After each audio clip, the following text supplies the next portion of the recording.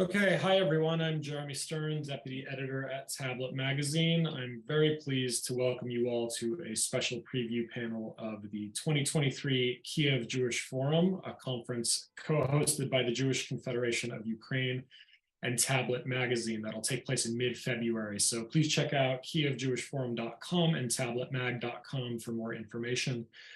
We have an excellent discussion lined up for you here in a minute, featuring Neil Ferguson and Michael Kaufman on the balance of military forces in Ukraine and the future of America's role in Ukraine's war for survival.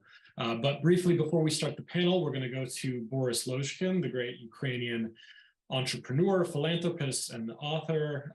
Boris is president of the Jewish Confederation of Ukraine and our host today, and he has a few words of introduction. So let's go to Boris now. Dear friends, welcome to Kiev Jewish Forum. Today we are holding a special panel together with our partner, Tablet, one of the leading Jewish media in the world. Difficult times call for big ideas. Our speakers today are great at this. I am grateful to honorable members of US Congress who are joining us today. I'm delighted to welcome an outstanding historian, author of many prominent books, Neil Ferguson, and a military analyst with excellent expertise on the Russian armed forces, Michael Kaufman. We are happy that such world-known speakers are with us today. The panel is moderated by Jeremy Stern, a deputy editor of the TabletMagazine and a freelance senior officer at the Atlantic Council.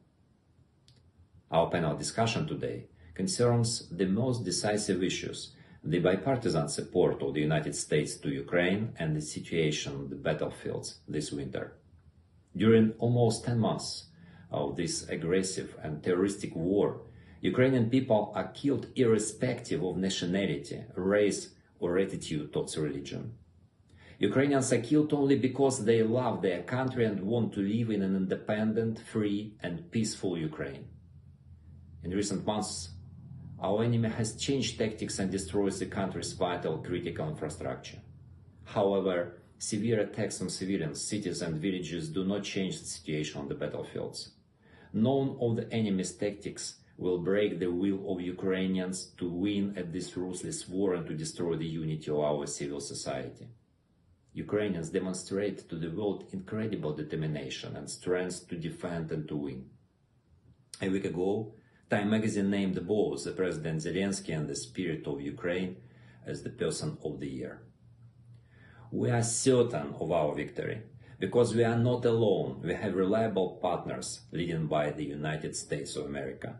We, the people of Ukraine and Ukrainian Jews in particular, are extremely grateful to all countries for the support, and we are especially grateful to the United States. This desire to help an independent Ukraine unites the two houses of Congress and the both parties. Our special gratitude is to the numerous Jewish communities and organizations around the world, including the United States. We are certain that the world will continue to support Ukraine. This is crucial for our freedom and democracy, for our common victory over terror and autocracy. Thank you, and let's start our discussion. Jeremy, the floor is yours.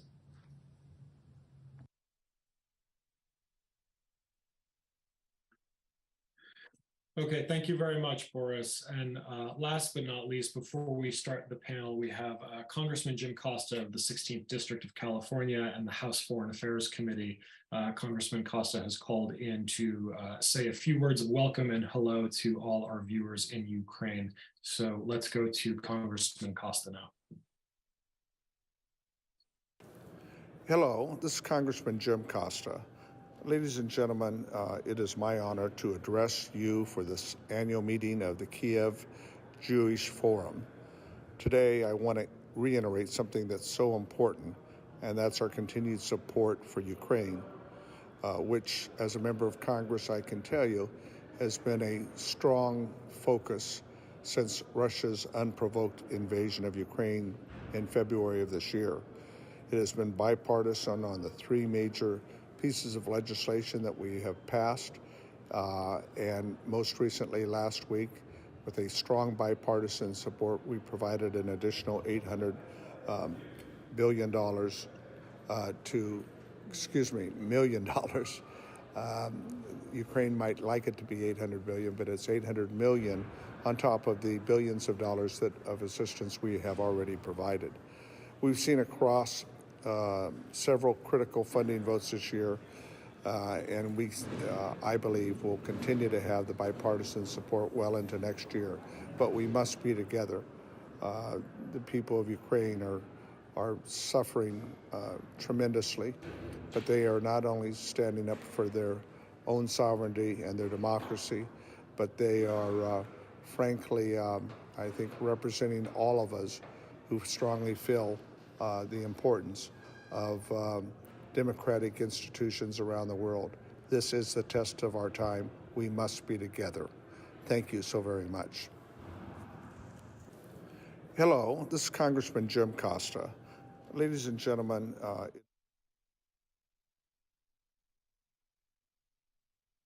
Okay, many thanks to the Congressman and to Boris, and let's get started with our discussion. We've got about 45 minutes, so let's jump right in. I'm very pleased to introduce Neil Ferguson of the Hoover Institution at Stanford University. Neil is, of course, one of the world's foremost historians of war, finance, diplomacy, many other areas. You can read his column each week at Bloomberg Opinion. And we also have Mike Kaufman, Director of Russia Studies at CNA. Michael is a world-renowned military expert and perhaps the expert on Russian military operations and strategy. And if you don't follow Michael on Twitter, it really is impossible to know what's going on in Ukraine. So let's jump right in. First question. There was a recent poll that found that an equal percentage of Americans said that Russia and Ukraine both currently have the military advantage. It was about 26% for each. And a plurality of Americans, 46%, believes that neither side has the advantage. So regardless of methodology here, I think these poll results, they accurately capture kind of how difficult it is for Americans and others to follow something like the war in Ukraine. So, Mike, let's start with you. Big picture, what is the actual military situation on the ground in Ukraine heading into winter, and which side, if either, does the winter weather advantage? Thanks, Jeremy. So I think it's fair to say that right now the war is in a transitional phase. Ukraine had a series of successful concurrent offensives, Kharkiv and Kherson. The last month or so had seen attritional fighting following the Russian withdrawal from Kherson. I don't necessarily think that's how the winter is going to go. I think the winter may see another major Ukraine offensive operation, but it depends. In general, winter conditions do impose constraints, both on the offense and on the defense. Right now, you see a grinding attritional fight with Russia pressing in Bakhmut, which is in Donetsk region, and you see Ukraine pressing along Russian lines in Luhansk, between what's called the line between Swatovo and Crimea. That said, overall, Ukraine is relatively advantaged in terms of equipment, the benefit of interior lines, the benefit of logistics and supply, especially sustained material support from the West. But long term, it depends. I think it's fair that if you look out more towards the medium and long term in this conflict, perhaps well into 2023, Ukraine has a relative advantage. Understanding that military advantage, as far as one can perceive it, is not predictive of outcomes. That's why I often say wars are quite contingent.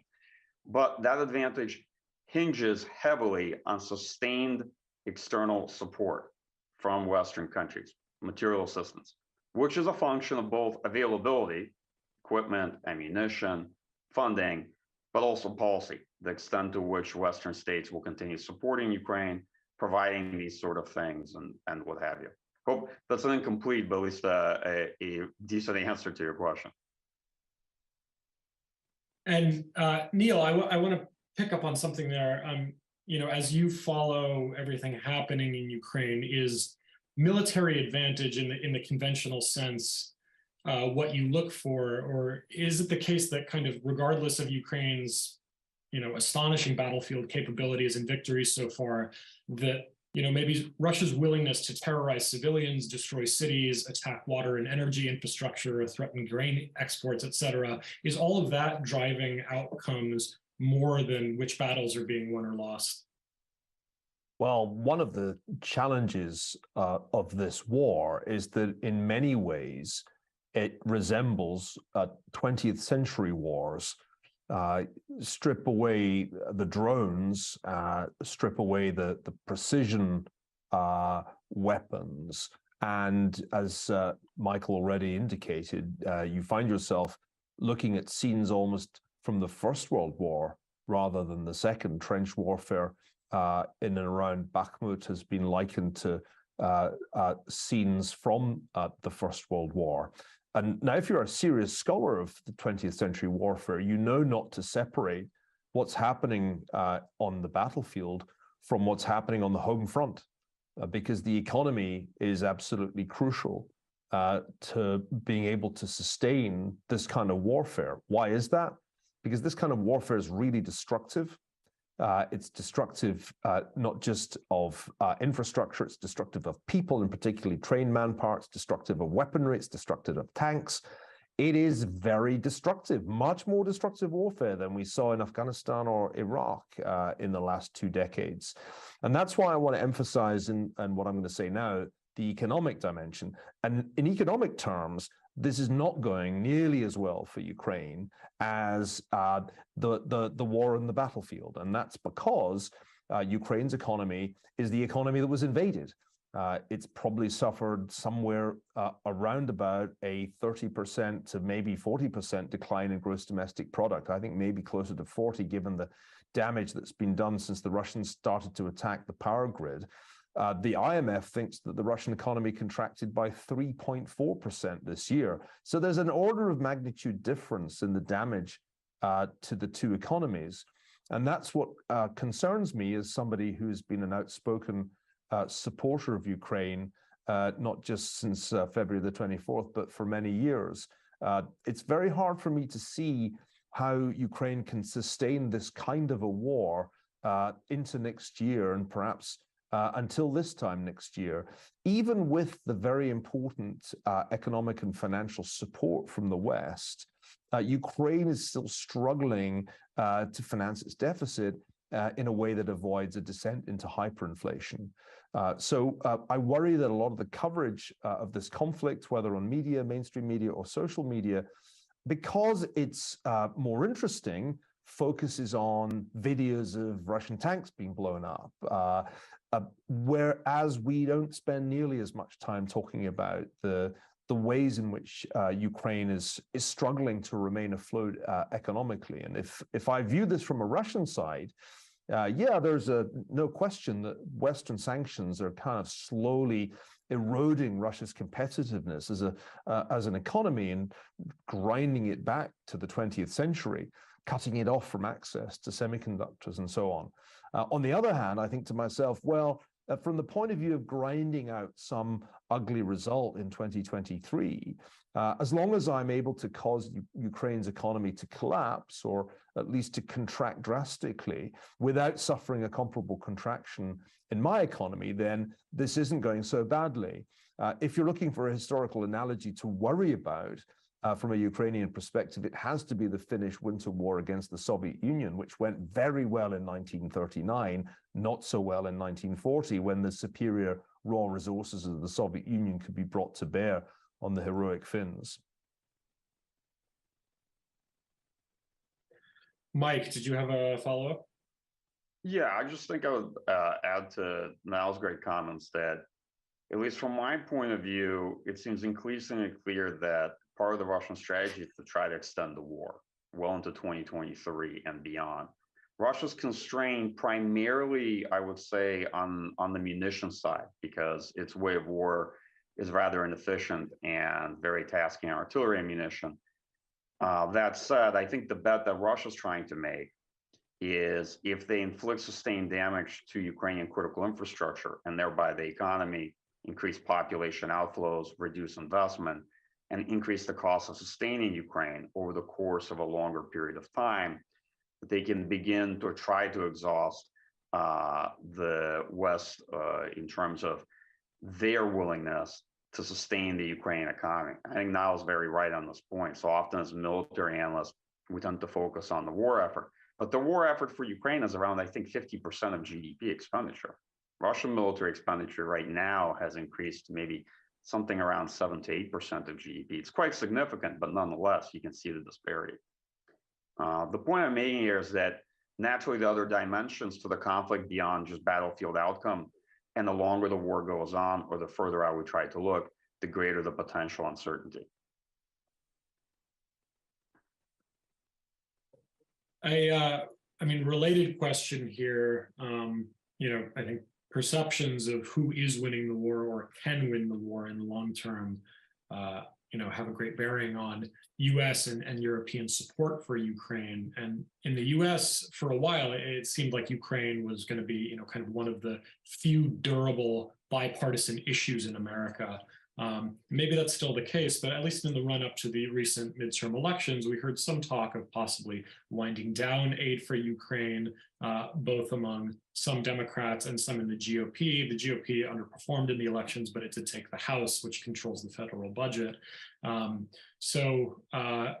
Neil, what do you see as the major factors determining continued bipartisan U.S. support for Ukraine over the next 6, 12, 18 months, given the fact that Ukraine does need so much help, not only in the sense of, weapons and weapon systems, but economic aid to keep the economy afloat, to keep pensioners, being, fed and from freezing to death and all that? Well, one doesn't want to overstate the risk here, because I've seen that done. A casual word by Kevin McCarthy, I think, got taken out of context. There's a tendency to exaggerate how representative Tucker Carlson is of mainstream Republican sentiment. On the other hand, it's clear when you look at polling that it's Republicans that are cooling on this war more than Democrats. It's Republicans who feel that the U.S. is doing too much, for example, in some recent polling that I've seen. And so the fact that despite the non-appearance of a red wave, the Republicans now control the House is not something to be ignored. I think it was Henry Kissinger who said there was only one thing worse than being America's enemy, and that was being America's ally. And that's kind of been true since the 1960s on a rather embarrassingly repetitive basis for countries that, not to mention peoples who bet their future on American support. If Ukrainian strategy is predicated on Western and particularly American support being consistent and sustained, capable of being sustained longer than, say, the Russian economy can keep this going, then that is an extremely risky strategy. And this is one reason why my sense is that it would be fatal for Ukraine to allow this war to continue along the lines that Michael just said. The Russians want this war to drag on. They know that Russia's economy can take it more than Ukraine's can. They also know the Western resolve is notoriously frail. It's held up a lot better than most people predicted, well, not quite a year ago, but I still wouldn't like to bet that there'll be strong bipartisan support for supporting Ukraine a year from now, just as I would be very nervous of assuming that NATO would be united in its support for Ukraine 12 months from now. I'm conscious that I'm sounding pessimistic.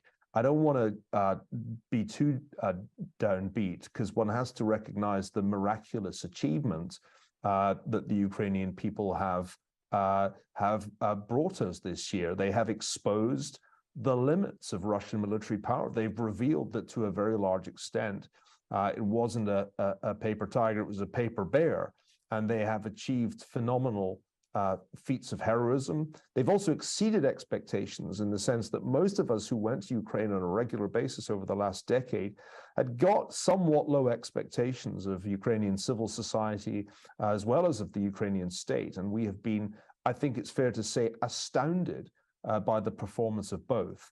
And what I'm really arguing is that we must make sure these extraordinarily heroic achievements in the battlefield as well as in the wider society aren't lost, because there have been heroic defeats in Ukrainian history before. Ukraine has appeared to be on the cusp of independence only to failed to lock it in before. It's about 100 years, actually, since Ukrainian aspirations for independence were entirely snuffed out at the tail end of the Russian Civil War. So for all these reasons, I think we have to be really hard-headed and realistic about the outlook for 2023 to make sure that the heroic achievement isn't frittered away.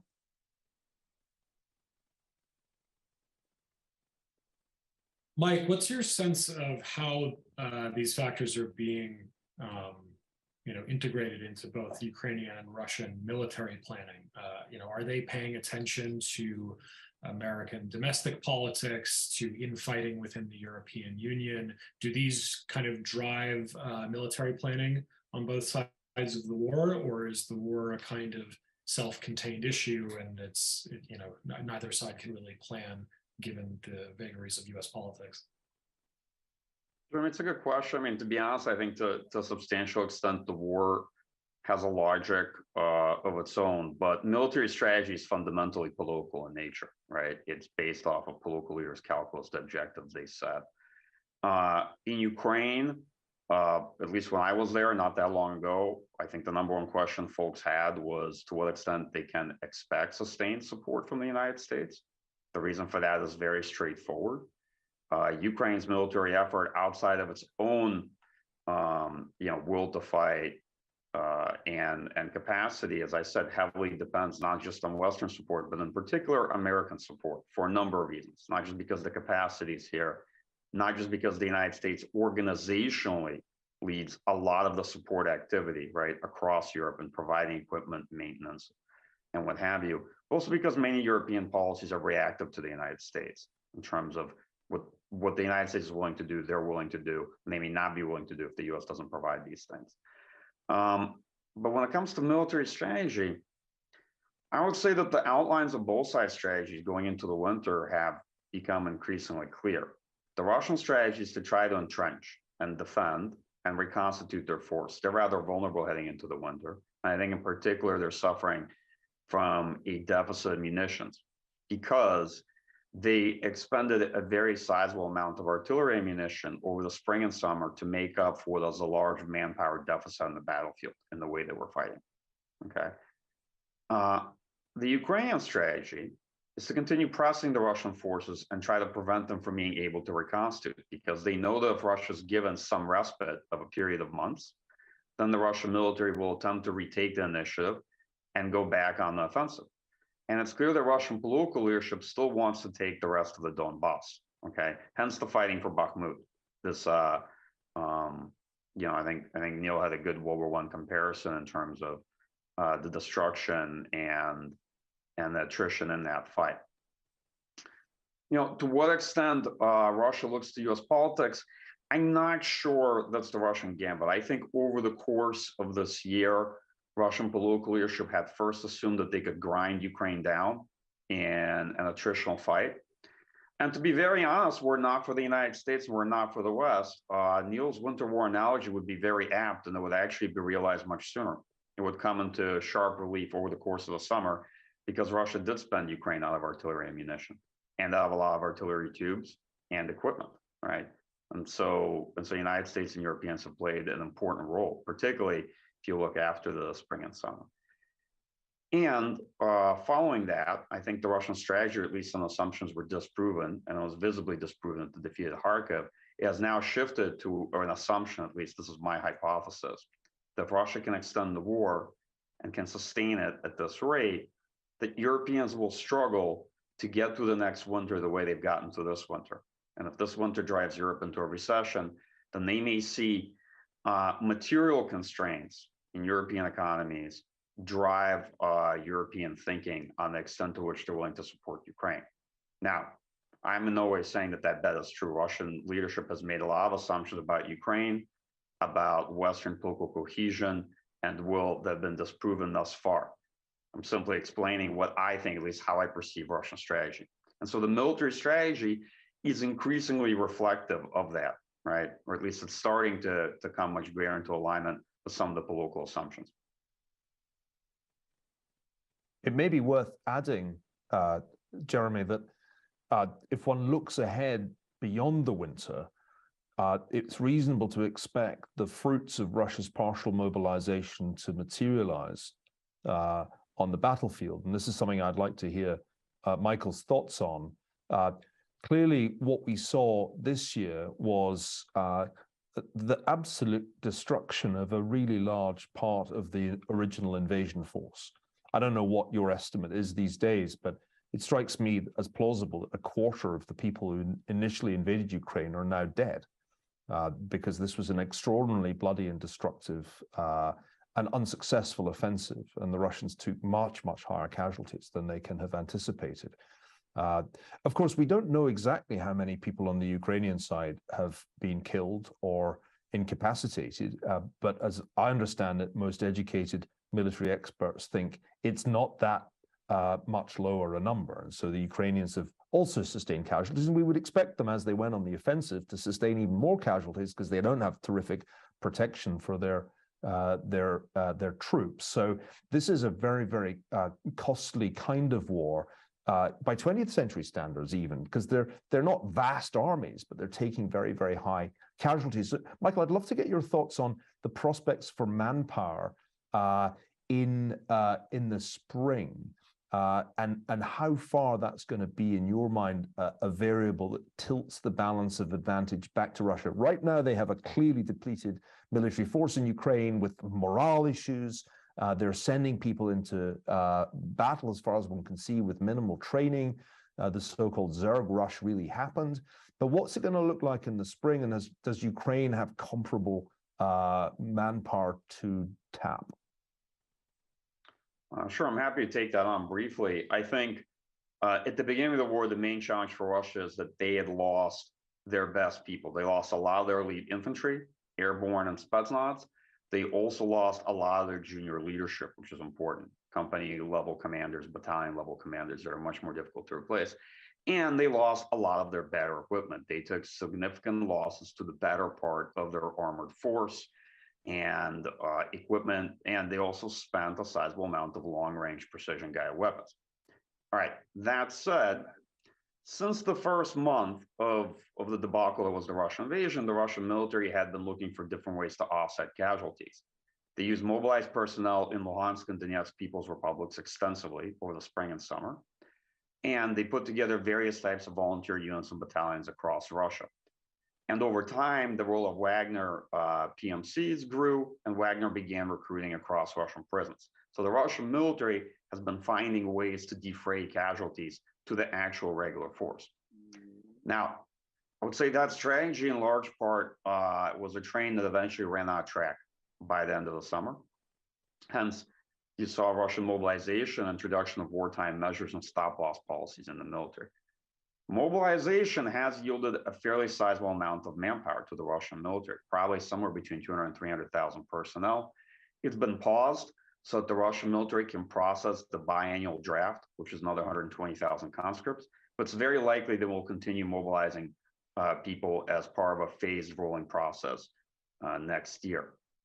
So it takes quite a few months to see the real results of mobilization. I think a fair look would be maybe another 3 months to see what the Russian military can make of it. Initially, they threw these men to stabilize their lines. And to be honest, I think a fair assessment is that it did work. It did stabilize Russian lines to an extent, and it permitted withdrawal from Kherson. What they can further make of it, the jury's still out. What I will say about mobilization, that's just my own perspective, is that numbers are not deterministic. Force quality matters, and of course, in particular, force employment matters. And that depends on a lot of things: command and control, logistics, leadership, what have you. But even though numbers are not deterministic, quantity does matter in war, right? Especially in a conventional war, because conventional wars fundamentally come down to attrition, replaceability of manpower, material, and ammunition. Manpower matters. So Russia had a significant artillery advantage earlier on in the war. Ukraine had a very sizable manpower advantage. Russia's artillery advantage has shrunk visibly, both because they spent a lot of ammunition and because of the impact of systems like HIMARS. Ukraine's manpower advantage has shrunk since October, okay? And it'll be interesting to see what size force the Russian military can actually sustain in Ukraine. Likely they will use a lot of the mobilized personnel for rotating units and to build out reserves. I think in the near to medium term, the greatest constraint on both sides will likely be availability of ammunition, steady supply of artillery ammunition, and for Ukraine, separately in the near term, the deficit of air defense and the impact of the Russian strike campaign, whose secondary goal is to essentially bleed Ukrainian air defense out of ammunition, will be a significant factor. That's why it's imperative for Western countries to get on top of the air defense situation as much as possible now and focus on the artillery ammunition situation in kind of the more medium and long term in this conflict. I think that manpower-wise, were it not for other constraints in terms of ammunition, equipment, and other challenges the force has, the Russian military might actually have the capacity for greater offensive potential coming out of the winter. But because of these other constraints, I'm rather skeptical of it.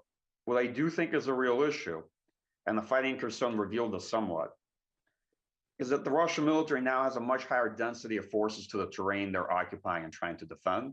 They're entrenching along layered sort of defensive lines. And so future battles are likely to be costly and perhaps yield incremental gains. This is a short way of saying that I'm cautiously optimistic about Ukraine's prospects, but also trying to manage expectations that Kharkiv is not a good model that folks should look to for how the war is likely to evolve. And there's quite a bit of hard fighting ahead. Hence kind of my adage that Ukraine is winning and has been winning, but it has not yet won, right? And as an analyst, I tend to focus much more on worst case scenarios rather than sort of fortunate, fortuitous outcomes, right?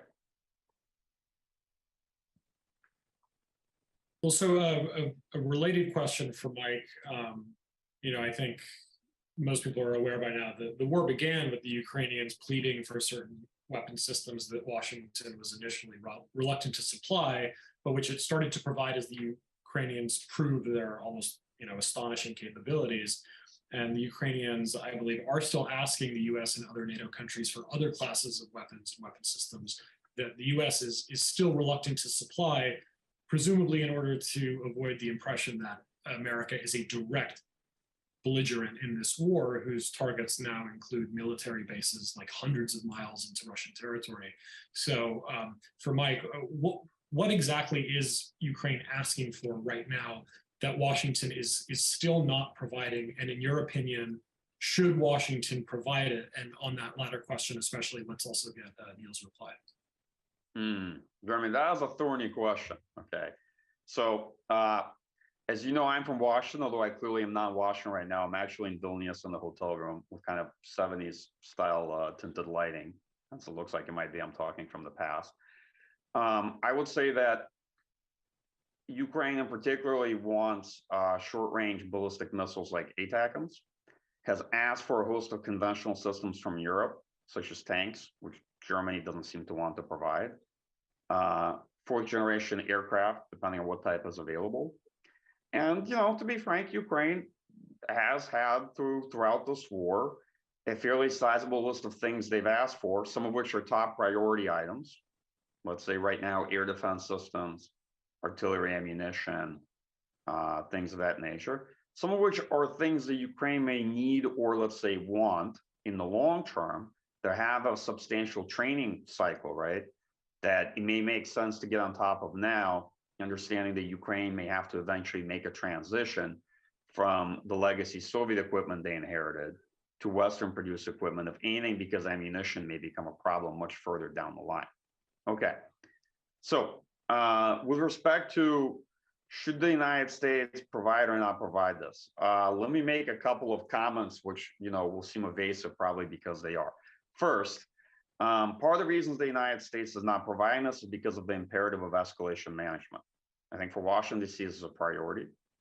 And I think there is a general view that on balance, the current situation strongly favors the United States because the United States is able to use material support and intelligence support to help Ukraine win. And in fact, I think in fairness, if you look at where we are about 10 months into the war, given the bleak picture on February 23rd, you would have to admit that this is probably the best possible outcome one could have hoped for.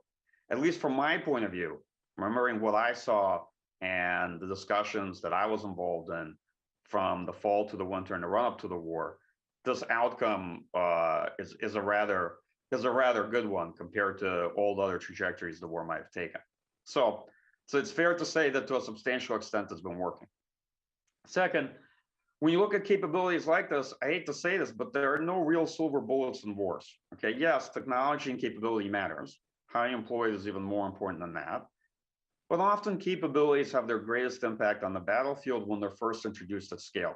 Okay, then they themselves will generate to some degree adaptation. So what I'm trying to say is that folks first looked at HIMARS, then they look at ATACMS. If the United States provided ATACMS, after that it would be something else. Okay. With regard to other policy questions and issues, for example, why will Germany not provide tanks? It's hard for me to speak to that, right? Countries that have already provided heavy conventional equipment, self-propelled artillery, multiple launch rocket systems, tank chassis-based air defense systems. For example, Germany has no problem providing Gepard air defense to Ukraine, which is a Leopard 1 tank chassis with an air defense combat module. So it's willing to provide the bottom half of the tank, but not the top. I'm being a bit facetious, but technically this is quite true. I can't explain it. I'm not an expert on German policy or politics, and it's hard to understand some of the, I see, Byzantine aspects of the choices being made. As a military analyst, I learned long ago that how I see weapons and technology, it's very different from the way political leaders see it and the choices they choose to make.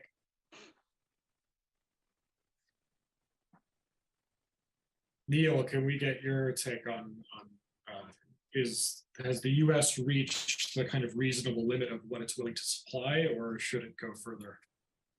Well, I think Michael's far more authoritative on these questions than I could be. My sense is that this is a careful calibration that may underestimate Ukraine's vulnerability. I have a sense that there are some very smart people in Washington with a kind of formula which states you can supply this much weaponry to Ukraine to achieve this much bleeding dry of the Russian military without risking escalation into a dangerous realm of conflict that would directly implicate the United States or its allies. There's some kind of formula. Maybe it's not an explicit one that you could write down.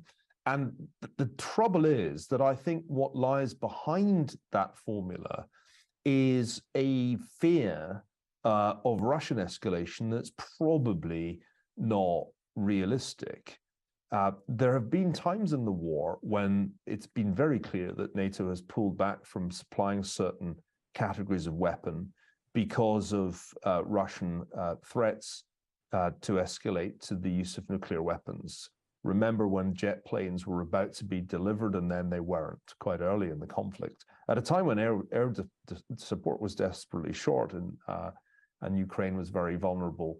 And so my sense is that while it's true what Michael says, this has turned out much better than almost anybody would have dared to predict on February the 23rd this year. That still doesn't mean it turns out well in the end. And here I'm just going to echo something that he said: Ukraine has won, is winning, but hasn't won the war. It has won the Battle of Kyiv. It's won battles in Kharkiv and Kherson, but it's still possible to lose a war when you have, despite those victories, when you are facing the kind of odds in terms of raw resources that Ukraine faces. So there must be a question about how far we are prepared to go to make sure Ukraine wins, as opposed to just doesn't lose. A scenario in which Ukraine doesn't lose and the war drags on for 1 year, for 2 years, becomes a version of the Korean War. This is an analogy that I've drawn multiple times. If this is Cold War II, which I think it is, then it's the Korean War of Cold War II. It's the first hot war that makes you realize just how high the stakes are and just what people will do for their allies. I think a Korean war that dragged on for not just 2 but 3 years would leave Ukraine a ruin. Would presumably end with some kind of territorial compromise that would create a permanent zone of potential conflict rather than a peace agreement. So there's a danger that the formula I talked about, which avoids escalation, keeps the control, as it were, of the escalation threshold in American hands, ends up producing a suboptimal outcome, at least from a Ukrainian standpoint. I don't know if you agree with that way of thinking about it, Michael, but that's how I'm inclined to think about it. I think those are good points. What I'd say is that it is important for folks to realize that strategic defeat for Russia is not the same thing as victory for Ukraine. Yes, Russia can already be considered to have suffered a strategic defeat. Its initial invasion failed.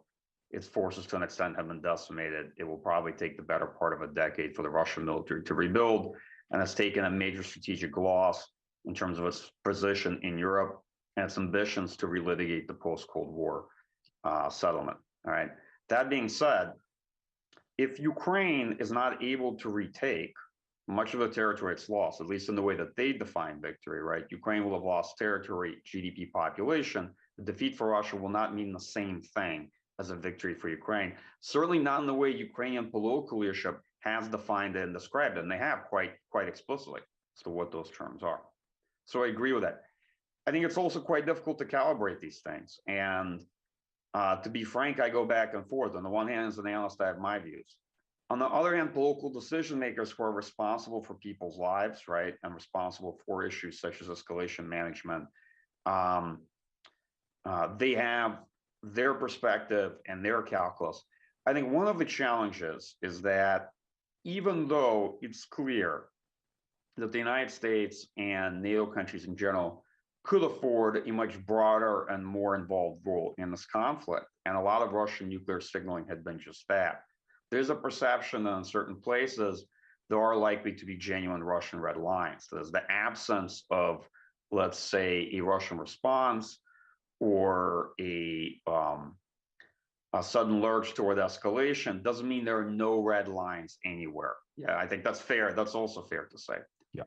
And the risk of nuclear escalation, while at this stage, I think, being relatively low, in the long term, since the Russian political system, the regime has really committed themselves to the war in September. They annexed territory, they introduced mobilization and wartime measures. In the long term, if you look on this conflict, it may have grown.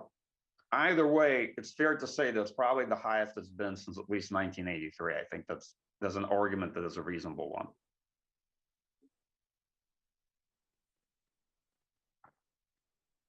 Okay, we have about 7 minutes left here, so let's close with one final question for both of you, and let's start with Neil.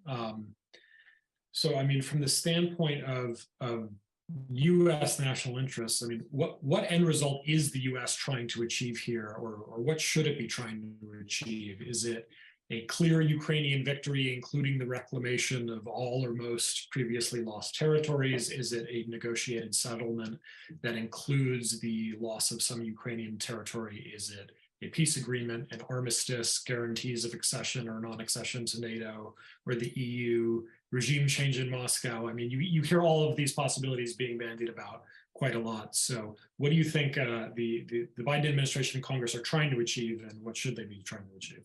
Well, I think the official line, which I have heard from Jake Sullivan more than once, is that it's not up to the United States, it's up to the people of Ukraine. The government of Ukraine says that it wants all the territory back, not just the territory taken after February the 24th, but also the territory taken in 2014. That would include Crimea. I think President Zelensky recently set out some other preconditions for negotiations that seem to include President Putin's being replaced in Moscow, and war crimes trials being at least initiated, not to mention the reserves of the Russian Central Bank being made available for the reconstruction of Ukraine. Now, that is a list that feels morally right and politically non-feasible, So I think that there's a need now for some more clarity from the US, from NATO, about what exactly the end state looks like. This has been a hard thing to talk about. When Henry Kissinger tried to do it at Davos earlier this year, he was howled down, including by the Ukrainian government. But from the vantage point of an historian, it's kind of absurd not to talk about it. It's hard to see a state of the world in which Russia would accept the return of Crimea or the Donbass to Ukraine. This Russian government isn't about to do that. I wouldn't like to bet my life savings on regime change in Russia and the advent of a liberal Russian government that would be willing to do those things.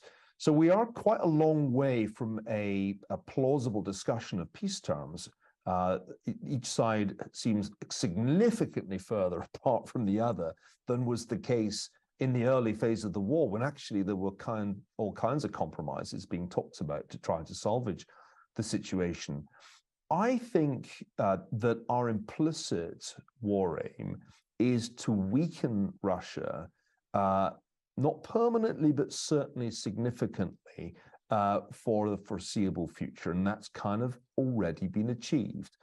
The unintended consequence is that Russia is now more than at any time in its history a client state of China, heavily reliant on China as the market of last resort for its hydrocarbons. And I'm not sure that will turn out to be a strategic triumph in the medium term. The key problem, this is the last thing I'll say, that the Ukrainian people confront is the classical problem that war causes. And that is, the longer the war lasts, the harder it becomes to stop, because the more bitterness is felt for not only the losses in the battlefield, but also for the war crimes. If Ukrainians want to lock in the achievement of 2022, I think they must begin to devise some realistic set of objectives that they could conceivably get the current Russian government to accept. This is not going to be at all easy for President Zelensky and his advisors to do. The mood in Ukraine, I was there in September, I'm sure you've been there more recently, Michael, when I was there, was extraordinarily belligerent, and it was perfectly possible to hear wild talk of the disintegration of Russia as some plausible outcome of the war. So we're a long way from the realist, cool and calculating mindset that is going to be needed at some time to ensure that Ukraine does not secure a Pyrrhic victory, a victory that leaves the country in ruins, uninvestable, depopulated, independent, but a wasteland is the quintessence of a Pyrrhic victory. And I can't believe that's in the interests of the West. It's certainly not in the interest of the Ukrainian people. Mike, let's close with you. So I think it's fair to say that the one place this war won't end is the status quo antebellum, which is the February 24th lines, because they're no longer feasible and they're sort of publicly stated minimal interim goals. But realistically, if Ukraine has the military capacity to approach them, and it has the ability to keep pushing further, and politically won't stop there, those lines were neither natural, geographic, or political boundaries that make any sense. I will say that what's challenging about this war is, first, often the wars, it's up to the loser to decide when the war is over. So even if Ukraine is militarily successful, Russian political leadership can choose to not acknowledge that and continue a state of hostility in one way or another. And increasingly looks like under Putin, the war is likely to continue, at least as long as he's a leader. But alternatively, there's also another outcome, which is, and there's in particular folks who want kind of premature early negotiations, right, have to face the reality that there's no military stalemate on the ground right now, and neither side is willing to revise their minimal war aims. And that means that any ceasefire or pause not only would be more beneficial relatively to the Russian military, but would only very likely ensure a continuation war. And so we have to take care that how this war ends is not in a manner one way or another that helps only ensure another war, there's a continuation of this war, And for clarity's sake, this war itself is a continuation war of the original war that Russia launched in 2014. That is what it is in practice. So, I don't want to end on a pessimistic note, but say at least right now, the general position I've seen in the West is it's best to let Ukraine define what victory looks like. And as Ukraine approaches victory, how best to align views and what to do is in many ways a good problem to have. Because if Ukraine is ultimately successful on the battlefield and is able to get there, we can manage that outcome much easier than the alternative, right? Which is that things take a downward turn, or there's a relative stalemate along current lines, which I don't think there will be, and that the war becomes much more difficult to economically sustain, right? So unfortunately, I'll kind of leave it on this. It's a relatively indeterminate answer, but basically to say that I can see a range of possible outcomes. I think it will to some extent require some historical reflection, and this might be more professional duty for now than for me to look back on this war and to weigh it and judge it after it's over, to what extent it was a Pyrrhic victory or defining defeat or defining victory.